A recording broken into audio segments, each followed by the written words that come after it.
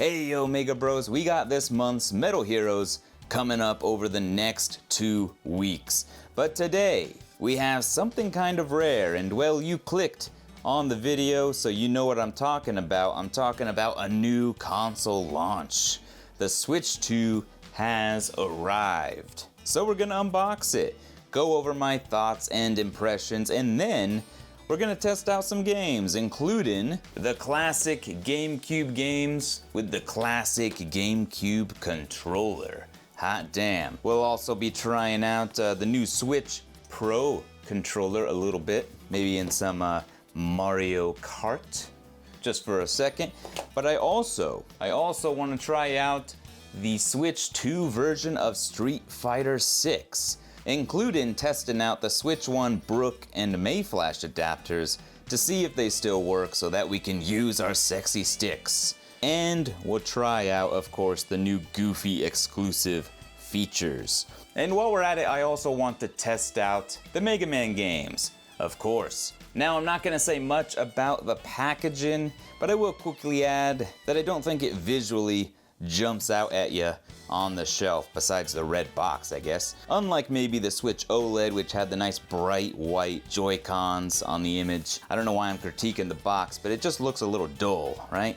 And you got a dark screen behind it and everything. But that's small potatoes, who really cares? It's the contents within that matter. And with that said, let's get this thing unboxed. But real quick before we do, I just want to say the winners of the t-shirts from the great Capcom exhibition video I will announce on the 29th, as we have another search mode video coming up then after a couple weeks of Metal Heroes. Anyways, time to unbox.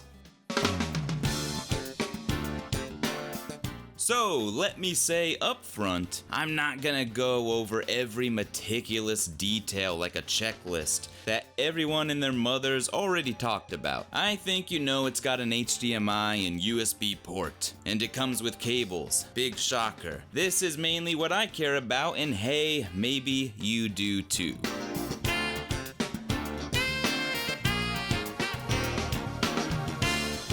Oh, there it is. One of those things is how controllers feel. Let's get the Joy-Cons out of the way. I honestly barely use them, and my Switch 2 will probably be docked 90% of the time. But that said, these new Joy-Cons actually feel pretty good. Now, not pretty good,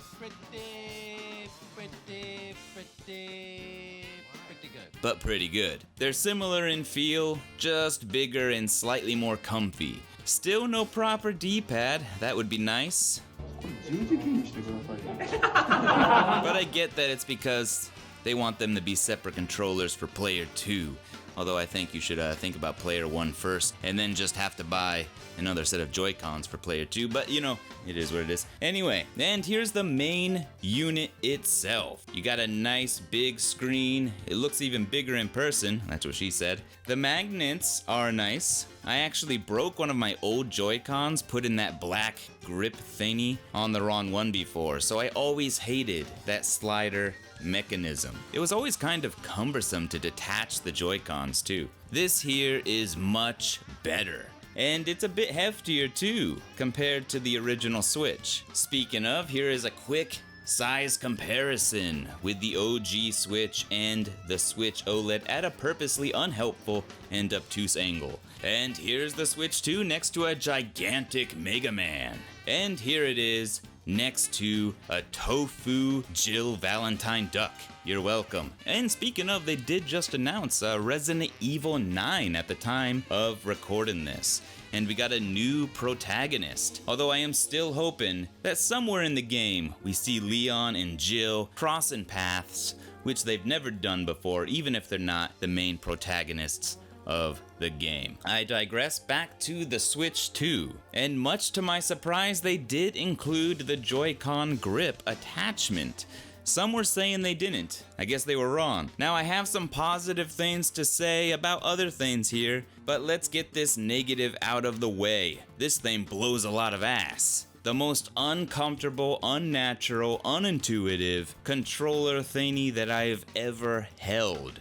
It's just so awkward to press the buttons while holding it. Thankfully, you don't have to use it, and I don't imagine many people will. I won't be. Now, for some good news, the Pro Controller 2. Holy cow, dude. This thing rocks harder than a stone man. You really do have to try it for yourself, because unlike the horrendous attachment thingy, this is bizarre in a good way. First off, it's got a silky smooth texture. Oh, so silky. Yes. But the biggest surprise is how all the buttons feel. Even the D-pad feels leagues better than the original Pro Controller, which I wasn't expecting at all. I was expecting the exact same D-pad, and I'm a stickler when it comes to the D-pads. The Pro one always felt like a slippery mess with stiff buttons, and the D-pad was just absolute trash for fighting games, and it wasn't even good for platformers. Every time I tried a 2D platformer with it, my subconscious had me naturally gravitating towards the analog sticks of all things. So I am glad that is no longer the case. This D-pad feels really, really nice. Not stiff at all, and the rest of the buttons also have a great push to them. They're not too mushy and not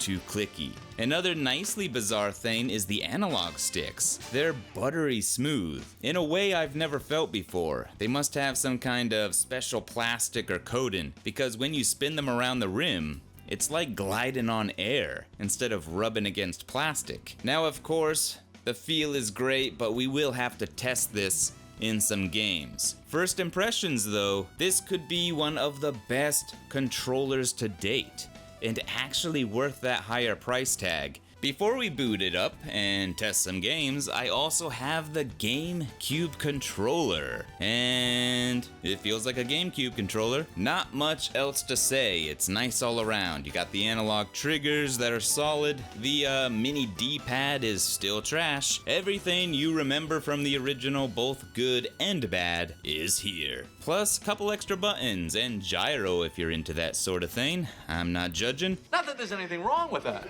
No, of course not. Anyway, like I said, it's a bit heftier, and if I were to use it in handheld mode, I'd probably throw it on a desk or a table. And thankfully, the kickstand is much better here for doing so. But yeah, mine will always pretty much be docked. I think I played Switch 1 in handheld mode a grand total of like 2 times. With that said, let's dock this sucker and test some games. GameCube, a little Mario Kart, Street Fighter 6, and of course we got to do some backwards compatibility testing with Mega Man. So I'm just gonna throw this little clip in here of me talking, because as it turns out, while I was doing Mario Kart and while I was doing Woodman's stage in Mega Man 2, there was no gameplay audio. And the reason for that is because I had headphones plugged into the controller, which made the audio not go to the game capture. There's always something. It is what it is, so I am just gonna overlay some music, and here we go. I just think it's kind of cool that I can play as the Penguin. I don't really care about some obscure character from Paper Mario RPG, but that's me. I already did the Grand Prix, I did all of them, and unlocked the special cup. I didn't really do free roam because I just don't really care about the whole idea of free roam in a racing game. I'm not even a big fan of open world in general. It's just really not my bag. The knockout tour mode is pretty cool though. So we're just gonna try out just a little bit of the special cup here. The thing about Mario Kart for me is I actually was not a fan of Mario Kart 8 when it was on the Wii U. And I have some problems with Mario Kart 8 in general. I feel like the weapon balance is just all sort of off. I really didn't like how when you're in first place you only get coins and you can't defend your position. They did kind of fix that a little bit in the Switch version. You get 2 items, and you get 2 items here. So even when you are in first place in this game, you do sometimes get green shells or the horn weapon. And another cool thing that I found to be a problem in Mario Kart 8, a lack of invincibility frames. When you get hit in Mario Kart 8, you might just get torpedoed by every single person in a line and go from first to last. Here, if you get hit, you can't be immediately hit again, which is really nice. So yeah, I already like this Mario Kart much, much more. And you get to play as a penguin. Hey, that's pretty cool. As far as the Pro Controller goes, and the analog sticks and the buttons. I'm not really using the D-pad in this game. As far as everything else goes, it is honestly one of the best controllers I've ever used. Got second. Okay, I'm not doing that great while talking. This is why I don't do Let's Plays. I mean, I have tried to do like different takes on that sort of content. I didn't really enjoy it because I don't really like to talk and play at the same time. I really like to just focus on the game. And then on top of that, no one really watched it, so I didn't really care. I was just like, I'm not gonna do any more of these. I mean, you never know. You never know, but... See, first place. So much better when I'm not talking. And winning is fun. Don't let anyone tell you otherwise. Winning doesn't matter. The humbug. Winning is the best part. In this game, as far as the Grand Prix mode goes, it's still like the whole connected world. They just kind of cut up certain parts of it into 4, and then you got your 4 tracks. So the beginning of each one in Grand Prix mode feels similar to the one you just played, and then you start going into a new area.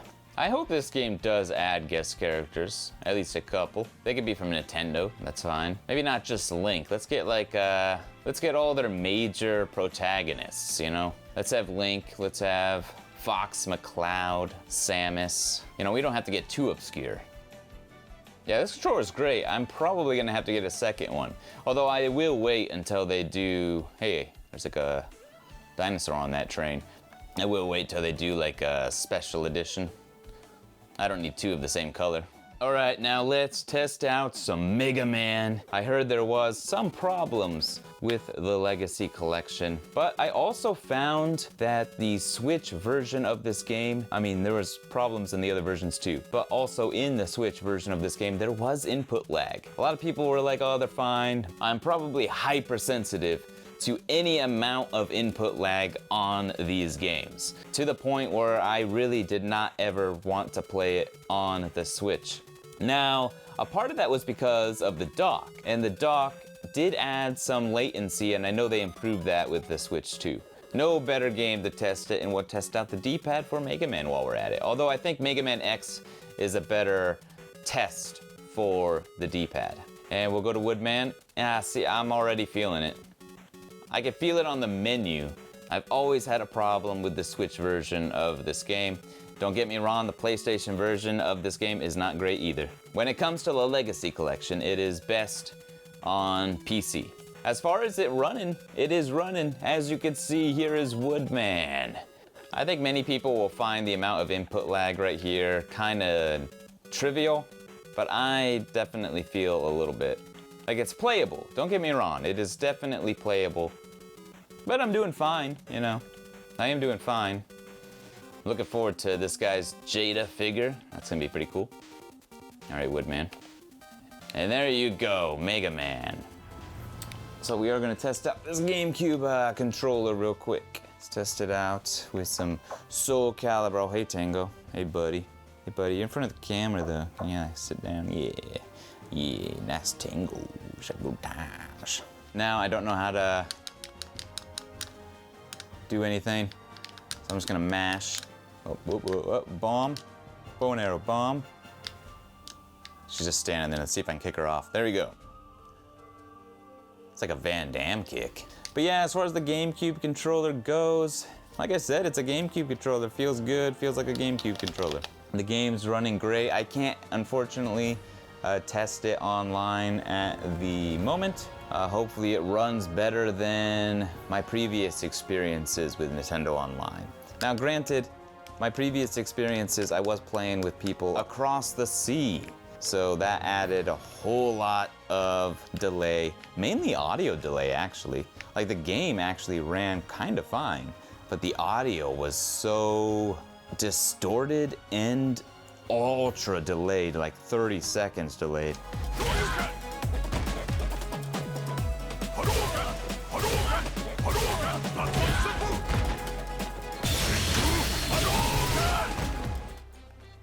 No issues, man. This D-pad is fucking excellent, and this actually, I think this is the best controller that is out right now. And I love the Series X controller. I love it, but it's not perfect, but I love that controller. It is one of my favorite controllers ever made. I hate the DualSense. On the Pro Controller 1, it was not even close. It's not even in the same league. It's not even next league down. It is so far down in the dumpster. This is actually awesome. This D-pad kicks ass. I'm so happy that it does. From my experience with it so far, I'm probably gonna end up with more than 2 of these once they start coming out with other colors. This controller is awesome. I really highly recommend it. I know it's a little bit pricey, but I'm telling you, this controller is 100% worth it. But I don't want to play Street Fighter with it. But we will test out, there's like the goofy mode, Gyro battle. Okay, here we'll do Gyro battle. Dear Lord, Gyro battle. Attack with your stride. Do some twists, bop it, twist it, crank it. All right, who's gonna win?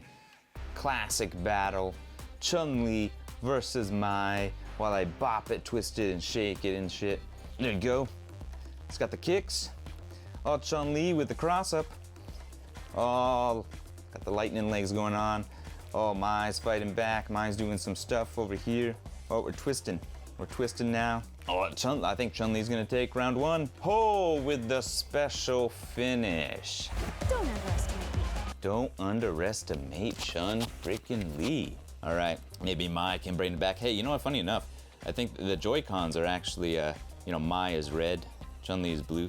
Anyway, we got Mai is fighting back. Oh, hot damn. Nice counter, nice reads. In with a throw. Oh, Mai's gonna take round 2. Mai with the jump kicks. Good, but not good enough. Not good enough, she says. All right, well, let's see who takes the final round. And they're kind of pacing themselves. Mai with the kicks, throws out a fan, runs in. Oh, some corner pressure going on. Ah, reversed, grabbed by Chun-Li. Oh, back in the corner now. Oh, whiffed. But she still managed to grab Chun-Li. And Mai wins. Hot damn. There you have it. Mai is officially superior to Chun-Li. So that is the Gyro battle. You know, it is what it is. Can't see myself doing much more of that. Hey Tango, who's that good Tango with the fluffy biscuits made of tender croutons and gungingangas? All right, so I have myself the Switch PS4 to PS3 adapter and the Magic S Mayflash adapter. So we're gonna go ahead and we're gonna test this out with my Fighting Edge Hori Hayabusa. This is my main stick that I always use. I just love it. I love this stick. I love the big metal panel. I couldn't really get into leverless. I did try leverless, but it had me running back to stick. All right, so let's see if this works. I'm in Joy-Con mode, so it's being retarded. No, I don't want to do Joy-Con battles. Please, no more Joy-Con battles. I can't. Not looking good for the Brook.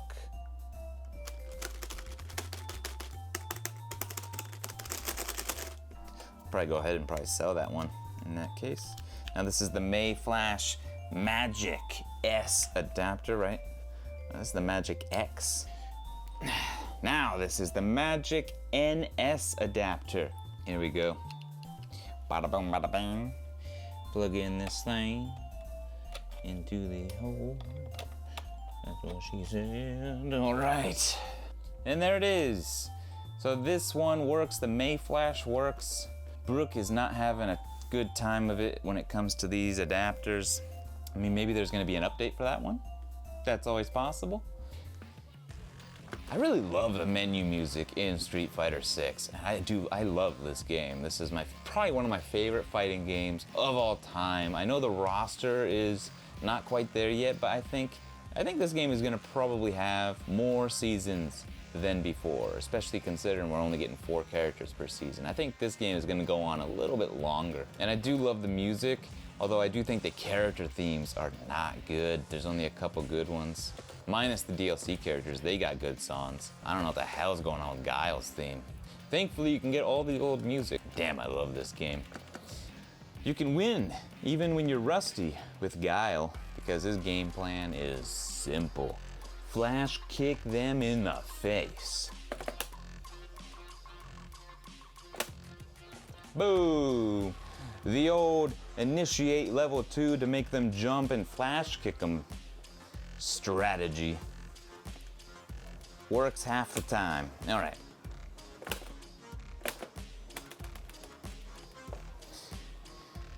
All right, there you have it.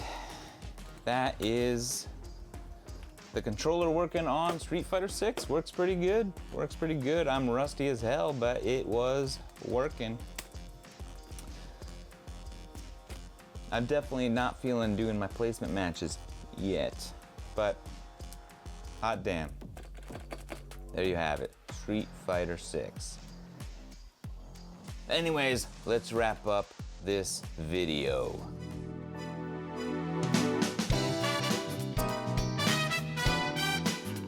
Alright, Mega Bros, I hope you enjoyed this unboxing. I hope you enjoyed this unboxing of the Nintendo Switch 2. And yeah, maybe you noticed this is the multi-language model. I did consider the Japanese only version, but then I realized games like Metroid or maybe some RPG would be a huge pain since I neglect kanji. Plus, I got mine through the official Nintendo Shop's lottery, and going with this one probably upped my chances. Let me say though, despite what everyone says, the Japanese only version is not exactly cheap. The yen has been weak as balls, and Japan does not run on dollars. Go figure. It might technically be cheaper for y'all out west if you were theoretically importing and paying in USD, but for us living here with our weak ass yen, not really. With that said, was it worth the price? I think time will tell. Now, I don't think Mario Kart World has any business being above average price. It's good, but it's not let's change the industry and end the standardization of game prices good. Now, I mainly fooled around with Knockout Tour and Grand Prix mode. People seem to be saying the free roam mode is lackluster, but to me that was a given. The entire idea of free roam in a racing game isn't exactly my bag to begin with. I don't care. Burnout Paradise, for example, is the worst Burnout, and I'll stand by that. I don't need free roam in racing games, but hey, that's me. The Switch 2 itself, as far as hardware goes, feels like a solid upgrade. The only thing is, I wish it felt like more than an upgrade. At least with a fresh coat of paint on the UI, some background music, theme options, you know? Maybe the color green, yellow. I don't think adding some basic colors to the themes menu is really asking for all that much, but hey, maybe it's very demanding, I don't know. These are little things that might just be a placebo, but nonetheless, they add a lot to the overall experience of making something feel new and fresh. This basically just feels like I went and upgraded to a Switch Pro. Albeit it is like 10 times more powerful. The hardware is solid and the new Pro controller is 100% badass. It is totally worth it, excellent in every way. The D-pad is accurate, feels great. The analog sticks, again, unlike any analog sticks I've ever used, and it just is comfortable and feels awesome. I highly recommend it, even if you don't get a Switch 2. Like if you play on PC, for example, or if you just really like a nice controller and you're open to the possibility of getting an adapter and using it on another console, again, I would recommend it because it is one good controller. Anywho, as I mentioned at the start of the video, next week and the week after, we're back at it with this month's Metal Heroes and Metal Heroes X. And at the end of the month, another search mode, popping into more spots around Osaka, and announcing the giveaway winners of the Great Capcom Exhibition t-shirts. Let me know down below if you decided to pick up the Switch 2 and your thoughts on it. And until next time, this is Den Den, signing off.